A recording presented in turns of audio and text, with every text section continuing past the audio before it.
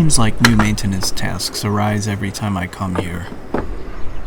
It's a little frustrating because I had hoped to be working on other projects by now. But I try to keep in mind that these problems were inevitable and would have needed to be dealt with at some point anyway.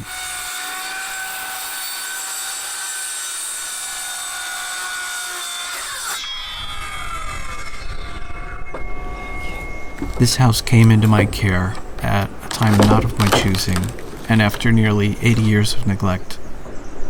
And as soon as the decision was made to keep and care for this place, it necessitated certain actions to be taken while we figure out how to fit it into our lives.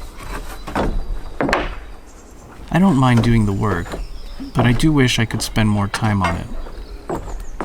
Before our son was born, we had lived in France for many years. It would be much easier to get things done if we were still living in Europe. Rika and our son are visiting her parents during this trip, which has made it possible for me to be here now and focus only on work. It's also nice that he's able to spend some meaningful time with his grandparents, who live far away from us.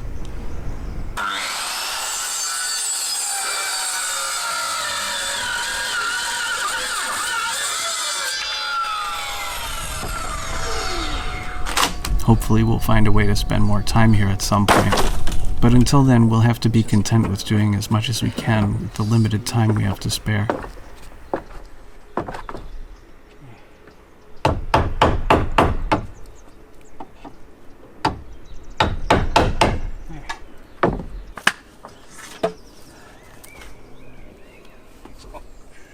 Recent work has mostly been about securing the building against risks from nearby trees and rain damage.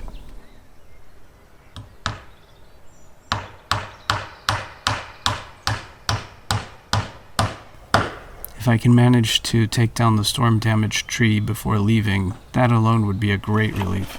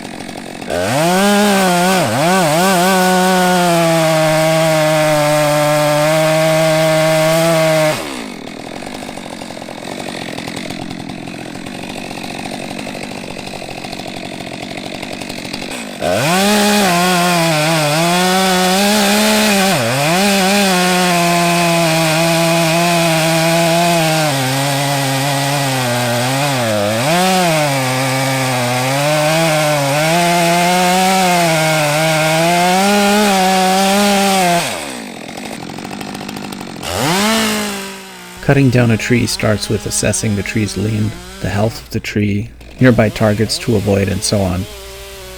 Once a falling plan is made, the direction of the fall is governed by making a face cut and back cut, leaving a hinge made of wood fiber. There are variations on this setup for leaning trees and other situations, but this is the basic model.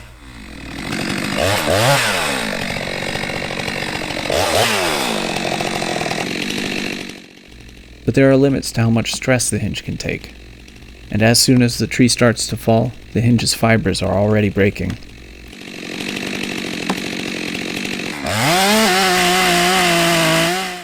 It's crucial that the hinge doesn't break until the tree is committed to landing where I want it to.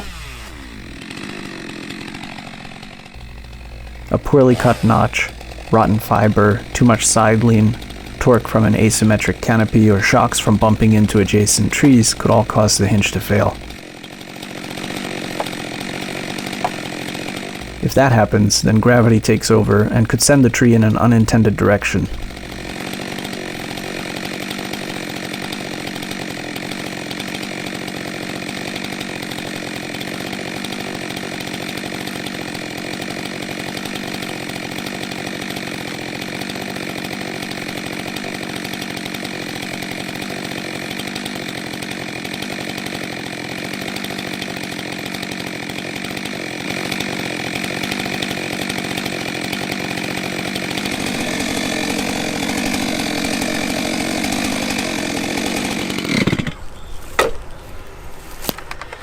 Wow. Oh boy. This thing is super hollow. I knew there would be some voids, but not like this. Wow. I have to think a little. I have to think.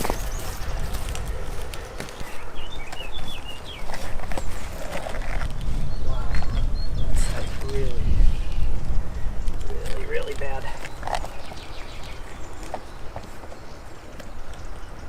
You know what's even stranger is this thing.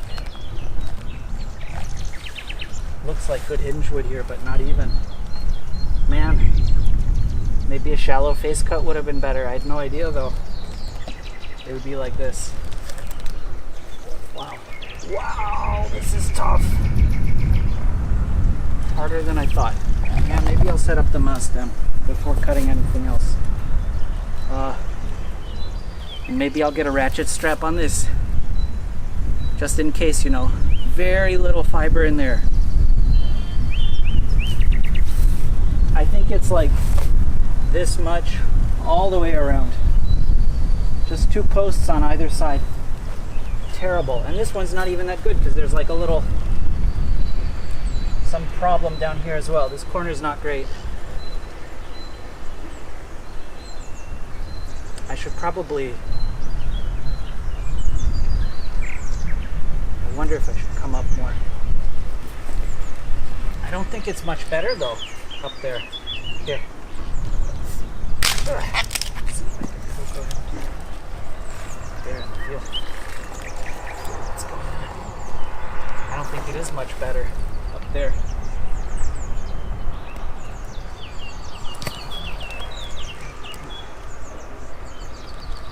No, a little better actually. It's a little better. Maybe I should high stump. High stump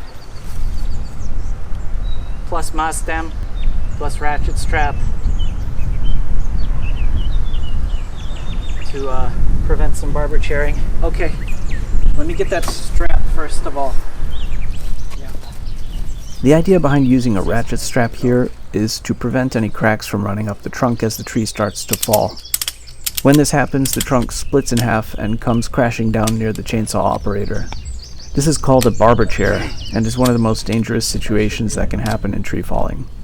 Should probably set up the mass stem right now before cutting anything. Someone more experienced could probably do without it, but this is only the 3rd time I'm cutting down a tree, so I just wanted to have these extra precautions in place. Okay.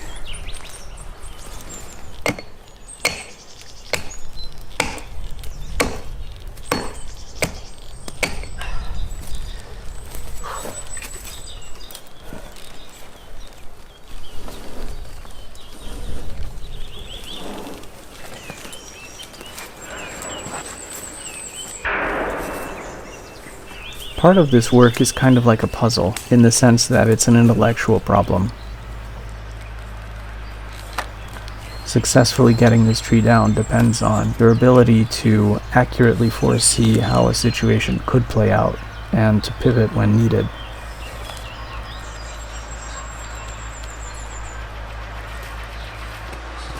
I think part of the reason I enjoy doing these things is that it's a real-world validation of my learning style and thought pattern.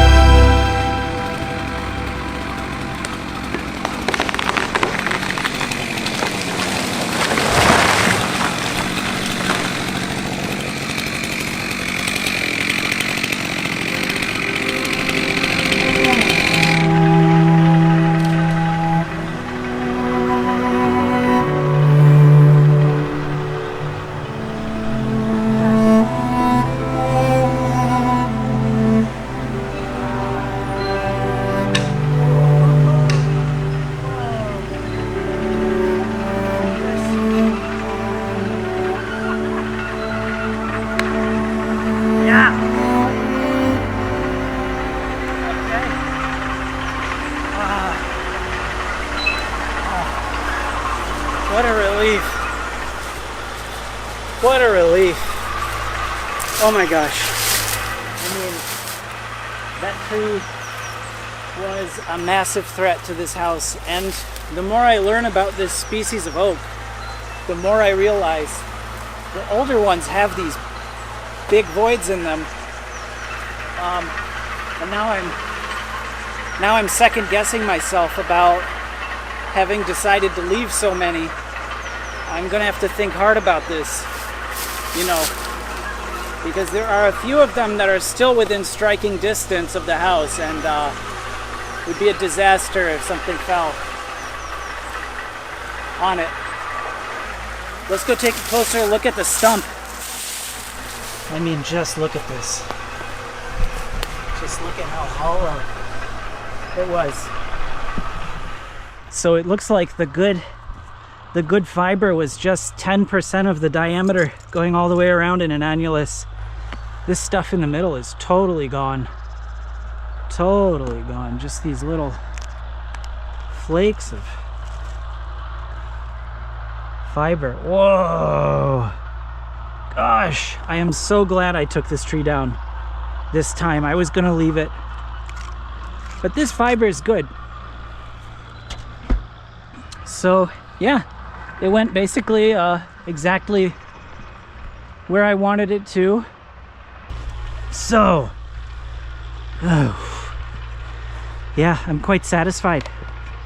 So the falling plan was basically to fall the tree in the plane of the trunk and the two remaining branches, which were making like a Y shape. So I knew I wanted the tree to go this way. Made my face cut, noticed that the interior was hollow and there was very little holding wood on this side. And I had seen a few videos where when there's rot low down in the tree, sometimes if you make your face cut a little bit higher, you'll find better holding wood. So I did that. I made a second notch, hoping to find good hinge wood, and I did. Better anyway. The middle of the tree was still rotten. Tensioned the Mazdam with progress capture on it, did a boring back cut, got some wedges in, and then cut the back trigger, and the tree started to go all by itself. I was thinking I might have to drive wedges because I can't really tell what vertical is around here since the ground is so sloped.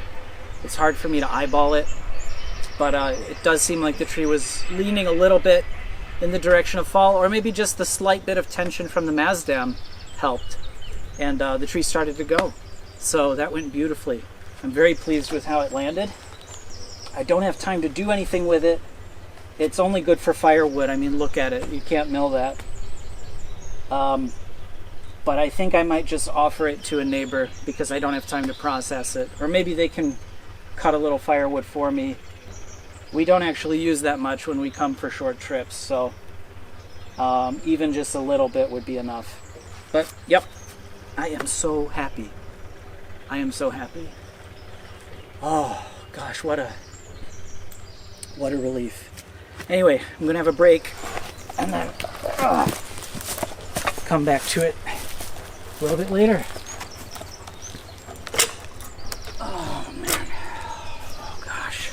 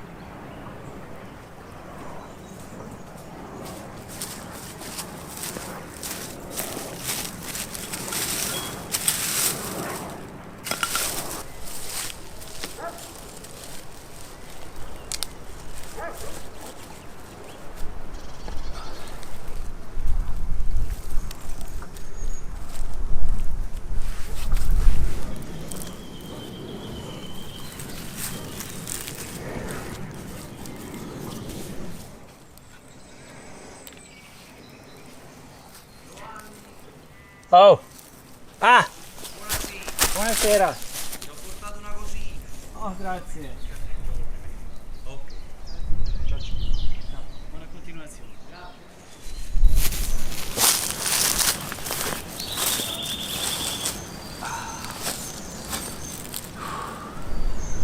I transplanted some moss here that was taken off of the roof tiles that I just cleaned. Many years ago, I was visiting a research institute outside of Paris, and they have this beautiful moss lawn outside. I think it's inspired by Japanese moss gardening. It would be really nice to eventually have an area that's just like covered, if possible. But I don't want to have to maintain it too much, so I guess I'm trying to understand where moss thrives and where it wouldn't need much help to survive.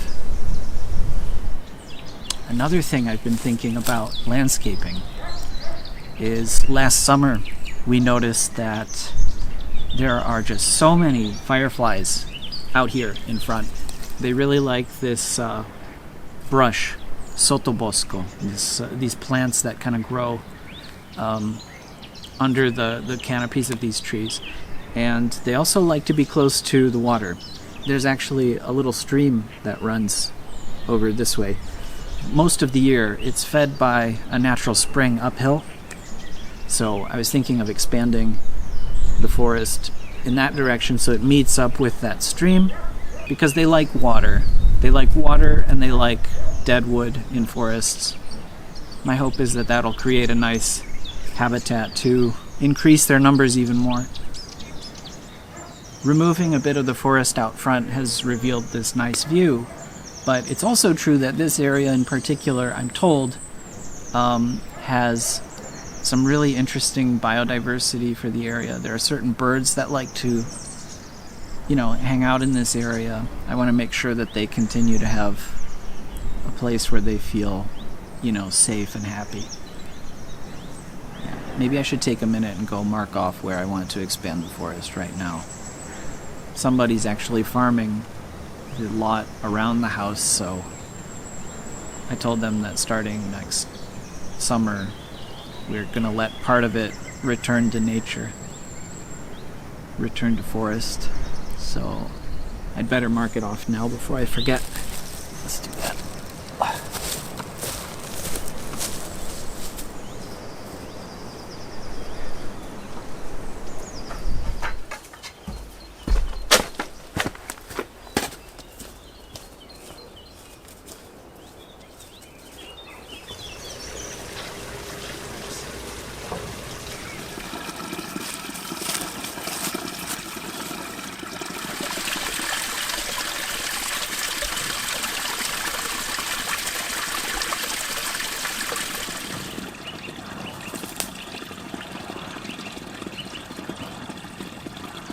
This is that mint that I was mentioning in one of the previous videos.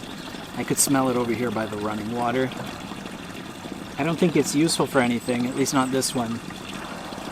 I know that there is a wild edible mint that grows around Avellino area. I think they call it pulieo. Apparently there is a pasta sauce that you can make with pulieo. It's like a mint tomato sauce. I'd like to try it sometime. Maybe we could get some of that to grow around here too.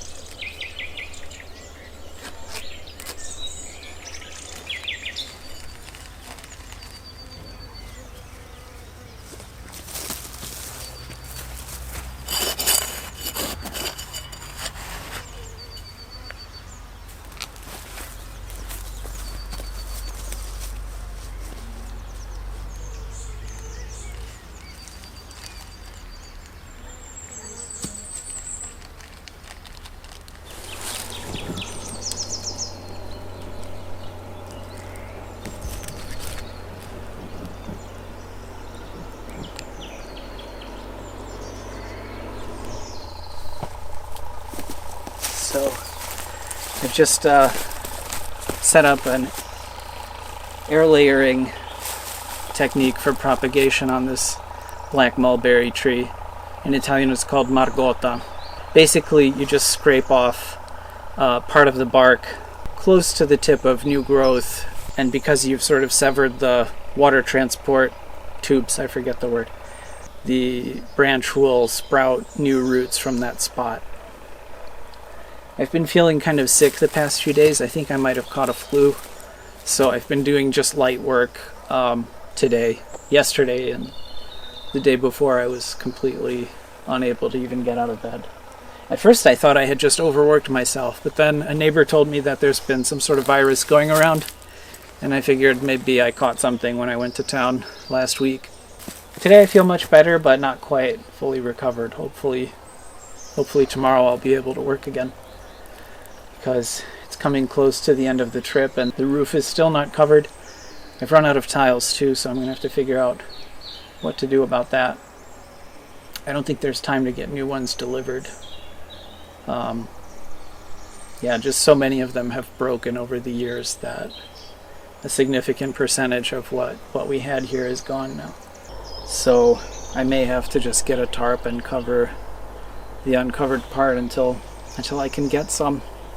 It's not so easy to get identical tiles because there are many different sort of lengths. For example, there are some people around here who have extra tile and have offered it to me, but it's not the same shape, so visually you would notice it's not the same. So yeah, at least the weather's not terrible. It did rain for like a third of the trip here, but I feel like for the time of year, the amount of rain was not unreasonable at all. So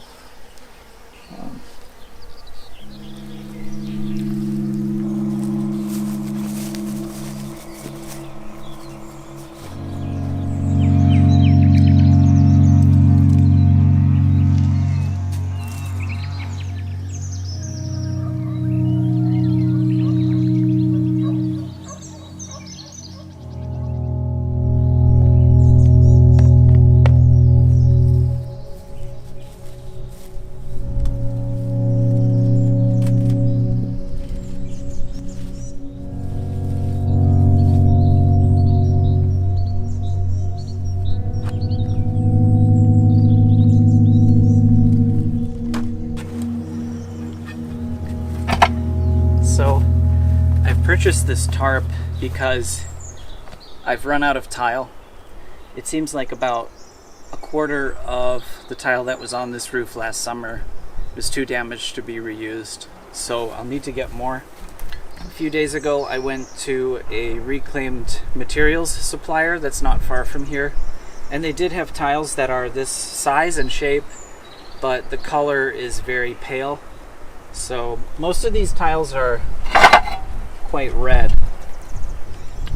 and I just thought it would look too strange to have a quarter of the roof that's like cream color and then everything else like a mixture of reddish clay.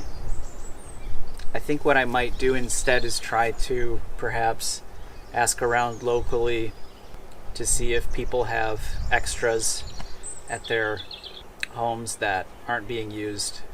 Just driving around in the area, you'll often see stacks of unused tile outside of people's homes, so there's a good chance I could find it, but it'll just take time to do that. I really like these old tiles because, you know, they just look period correct, right? They have the imperfections of being handmade. So today one can purchase new tiles that are of this shape, but they all look perfectly identical. They don't have the, the patina of age. I'm certain that I'll be able to find tile. It's just a matter of putting in the time to hunt for it. But the trip is coming to an end, so I need to cover this roof to the best of my ability. And try to save that for next time.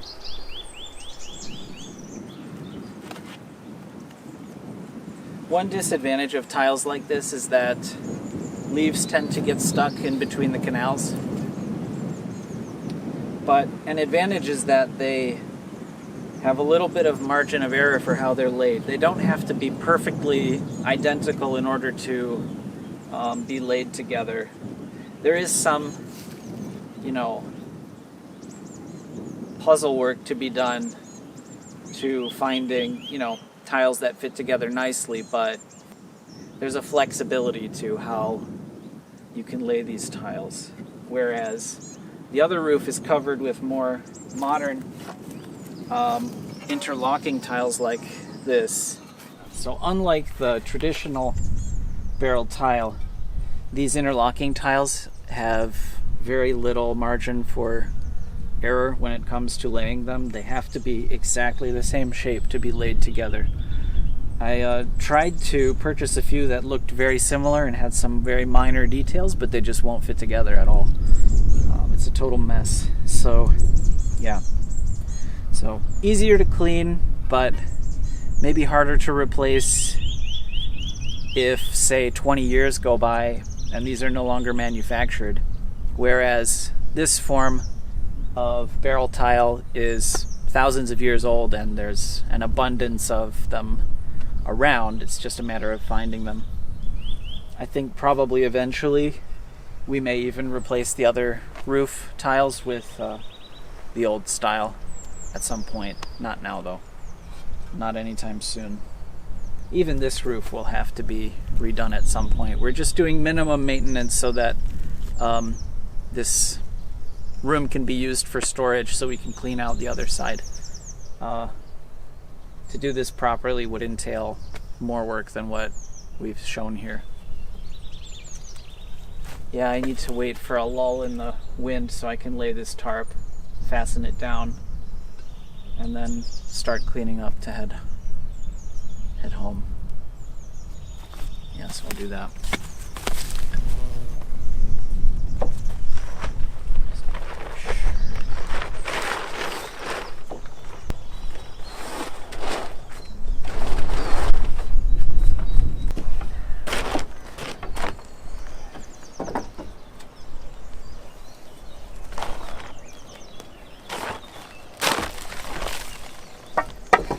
What if I pull it back?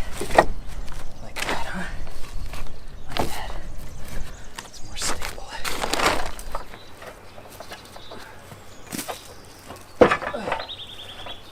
Okay. Let's get going.